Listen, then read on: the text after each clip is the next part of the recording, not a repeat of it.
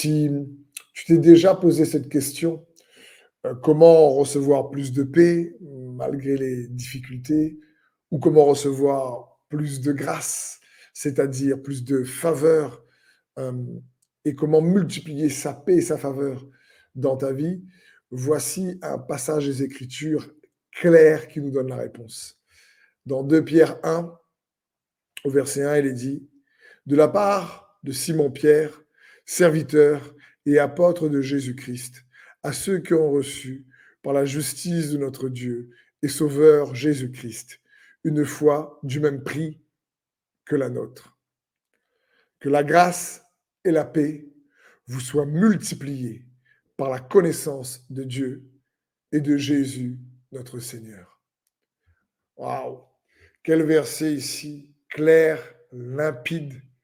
L'apôtre Pierre qui dit ici que la grâce et la paix vous soient multipliées par la connaissance de Dieu le Père et de notre Seigneur Jésus-Christ.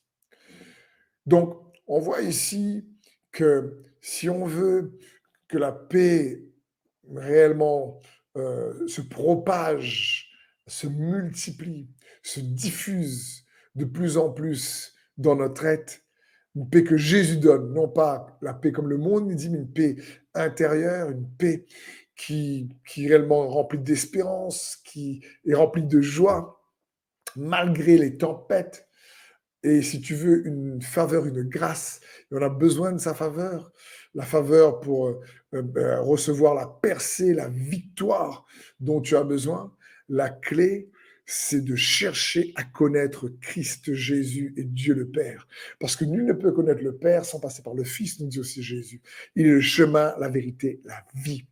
Et le mot connaissance ici, c'est le mot épignosis, qui parle en réalité de connaître par l'expérience. C'est pas une connaissance intellectuelle, c'est une connaissance qui s'obtient par la foi, une connaissance qui s'obtient par l'expérience de Dieu, par la puissance de son esprit, par non seulement la parole qui est le pain de vie, mais l'esprit qui donne vie à la parole par la révélation que nous avons dans notre attachement à Dieu, lorsque on s'exerce à la piété.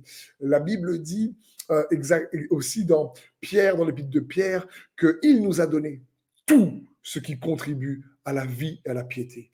Donc, quand on manque de vie, il nous a donné tout. Il y a dans le tout, il y a tout ce qui contribue à la vie et à la piété. Frères et sœurs, et c'est pour moi-même un passage, une vérité qui me challenge dans le bon sens du terme, où je me dis, il faut s'attacher à la vie que Jésus-Christ donne et que par son esprit, on a plus de potentiel qu'on le croit. Parce que n'oublions jamais, Jésus n'est pas venu nous donner une religion. Jésus est venu nous donner la vie. Et il est important de se le rappeler chaque jour. La vie est la vie en abondance. La vie éternelle. La vie éternelle, ce n'est pas une vie juste sans fin, comme on peut juste penser. C'est pas une vie qui s'arrête pas uniquement. La vie éternelle, c'est la vie de Dieu. C'est la vie divine. Il désire qu'on participe à sa nature divine. C'est-à-dire qu'il désire que sa force soit ta force, que sa paix soit ta paix, que son espérance soit ton espérance, que sa capacité soit ta capacité, que ses possibilités soient tes possibilités. C'est dans cette dynamique de foi qu'il nous faut grandir en réalité. Parce que ça, c'est la vérité de sa parole. Jésus désire de donner la vie, de donner la vie. Et c'est la foi précieuse, comme dit ici l'apôtre Pierre dans ce verset, il dit, mais nous avons reçu une foi, mais d'un prix incomparable, qui a été donnée une fois pour toutes, la foi, cette précieuse foi qui a été donnée à chacun d'entre nous, nous dit l'apôtre Pierre ici, par la justice que nous avons reçue de Dieu.